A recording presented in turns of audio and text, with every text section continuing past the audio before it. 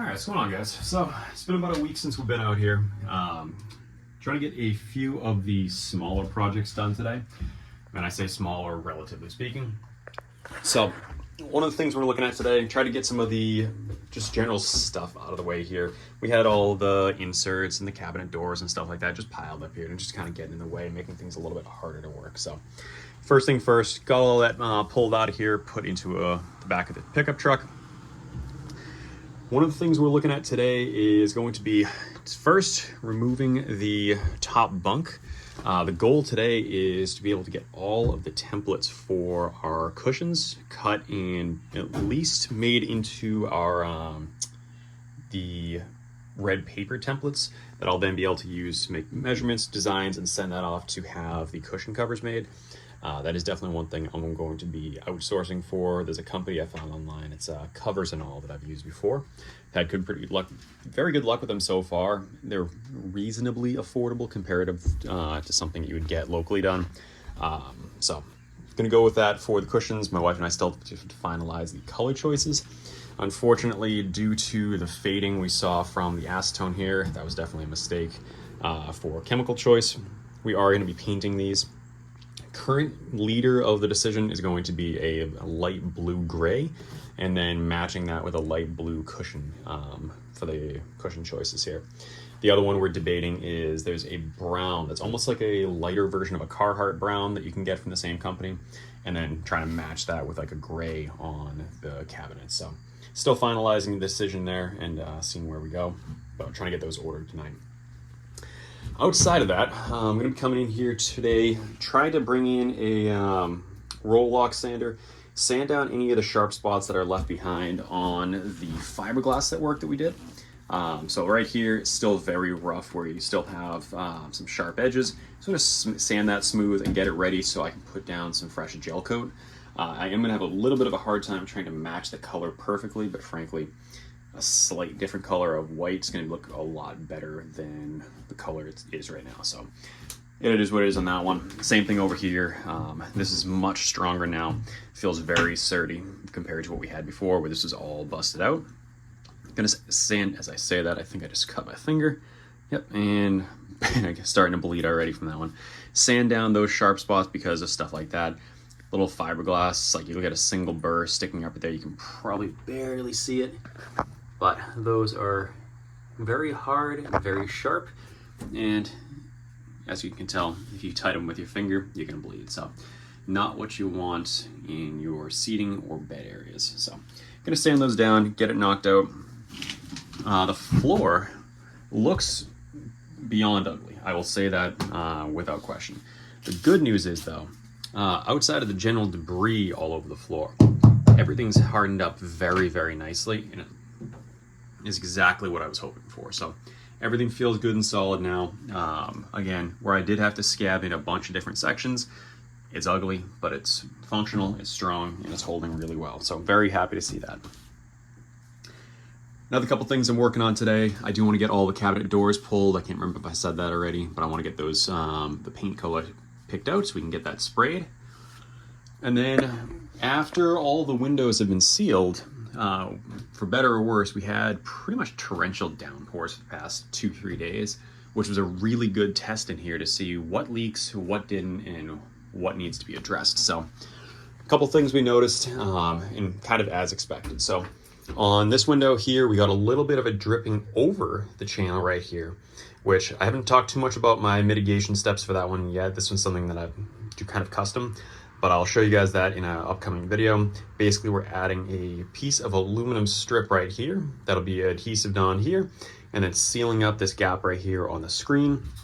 And that's gonna make sure that if this does fill up before it can reach the drain holes, perfect example, if the trailer is tilted too far forward or backwards, that will stop it from overflowing, and it'll just overflow on the outside first. So that was a known design flaw of this window. So that is an easy mitigation step that I found that works well. And I did that on the last U-Haul we had. Worked great, never had an issue. Looks a little peculiar if you're not used to or expecting to see it, but it works really well. The good news is on the back window, this inner lip sits a little bit higher, so I don't think we'll need to do that on this one. That one didn't leak at all, which was great. This one just went over a little bit over this ridge right here. Not a big deal. The other spots, the back passenger tail light leaked a little bit. Not a big deal, just means I need a little bit more of that butyl caulking. That bucket for the tail light was pretty rough. This window held great, no issues there. Got a little bit of water coming in from the exhaust vent, coming from the outside of the exhaust vent cover. I just put a little fresh caulking on that one. That one, it was a, what is that? It's the RV ProFlex. This is a clear caulking that I use on the fifth wheel. That should seal it nicely. And it was good to see why it was leaking. All the existing caulk that was there was pretty much just completely fried, and you could see where the water could come in. So not a big concern there. So once that dries up, it should be holding nicely. And the last spot we noticed was on the door. As I brought you guys along, there was still a little bit of a gap up here. So I still need to put the foam seal on the door side so it butts up against that and bridges that gap. So that should solve a lot of that. One of the other things I haven't shown you guys yet that I had to do to modify this, after we put this door seal in, it was very hard to close the door. And one of the problems I was finding is that the original door seal for this was actually split. So it was only attached on one side, while this seal that I bought was a full bulb seal. So it didn't compress nearly as far. So to fix that, took a pair of scissors, slit one side on the outside so it's still fully sealed on the inside, and just went around the whole way with the exception of up here where I have the gap because I want as much thickness as I can get there. That made it so it's much easier to open and close the door. Still seals nicely on all the areas that make contact. And then the foam seal is going to bridge that gap anywhere else. So, other than that, some of the big projects for today, I'm going to try to get all the elevator bolts replaced. And I think I mistakenly called them carriage bolts in the past. Technically, it's a mild difference, but I'll show you guys what those look like when we get there. But I need to break them all off from underneath, and I say break them off very intentionally because chances are, I would say 95% of these are going to be broken or so rusted that as soon as I try to turn the nut, it's going to snap off. So that's going to be these guys right here. I'm going to take most likely an impact, break them off from the outside, take a punch them through, so then these will actually come out. And then I'm going to try to make my life a little easier. I'm going to stick a blue zip tie through just so I can find the holes a little easier. Just knowing there's a whole bunch of them in somewhat random places, like inside the cap holes in here. Just want to make sure I can find them easily enough. The one area I'm going to have a little bit more of a challenge, and I'm probably going to have to drill these out, is places like this right here where a little bit of the epoxy bled over onto the elevator bolt, and I'm not going to leave those behind. I want to make sure I get them pulled out. So most likely what I have to do is drill these ones out and possibly sand down a little bit of this epoxy so I can get that one removed. But that's where we're headed next. And if there's time left over at the end of the day, I want to come in and get the gel coat replaced on the inside buckets as well as the outside where I fixed it around the driver's side wheel well. There was that big chip I showed you guys. So that's all epoxied. I want to get that gel coated so it's now looking all the same. I doubt I'm going to have much more time than that, but we'll see where we go. All right, so I'm trying to take this one out. I'm thinking the easiest path right now is going to be taking off the hinge. I'm trying to decide if it makes more sense to take it off from the top or the bottom now. My big concern of taking it off from the top is you don't have easy access to the hinge. So I think with that in mind, I'm just going to take it off from the bottom and try not to drop it on my head in the process.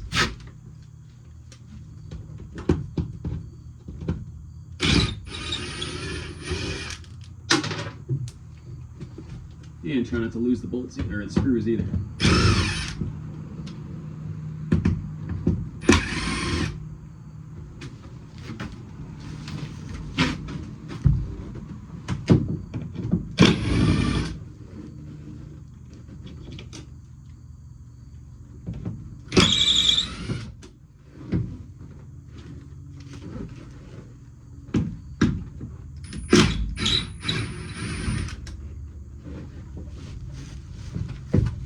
Alright, so all the screws are out. Get those stashed away here. Let's see what happens when we pull. Alright, so I think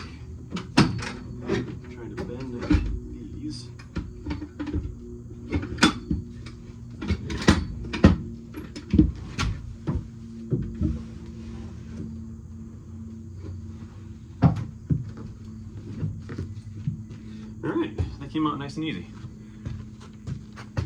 Try to find that one screw I dropped. Not dropping this. Alright, got it. So now, this is going to be nice and out of the way. Gives me a little bit more room to work, which is nice. So I'm going to get this tossed into the truck and then keep moving on to the next steps. Alright, so got the front top bunk out, leaving the hinge in place here. So that's going to stay put. Stays nice and solid there. Technically this whole front piece is removable, but then you have the unfinished fiberglass area to compete with and try to figure out what to make that look like. So I'm going to be leaving that in. I am planning to put the bunk back in, but it's going to be a lot easier to work with it out for the time being. I will say it's funny though, our last U-Haul was didn't ever have that front bunk, so we had the intent of making that into a table in the front, but it always just ended up staying as a couch. So it's kind of cool to see this one back in the same state the last one was. Excuse me. But I gotta try to keep this one as close to the original layout as possible. Obviously, things like the cabinet colors will change, but that it is what it is. So the other thing I'm gonna do, probably will do this off camera, but I'm gonna be going inside all these cubbies with a bucket of bleach and a scrub brush. Just try to scrub any residual mildew or just nastiness out of here from past 40 plus years of this thing being in use. So I want to get it as clean as possible, get rid of any residual musty smells, and then get this thing nice and clean. So I think next step is going to be breaking out the sanding equipment, sand down on the gel coat or the fiberglass to prepare for gel coat, and then sand any areas like the elevator bolt right here that got covered in epoxy. So make sure I can get that one out. From there, I'll bring you guys underneath and we'll start breaking them off and hammering them out.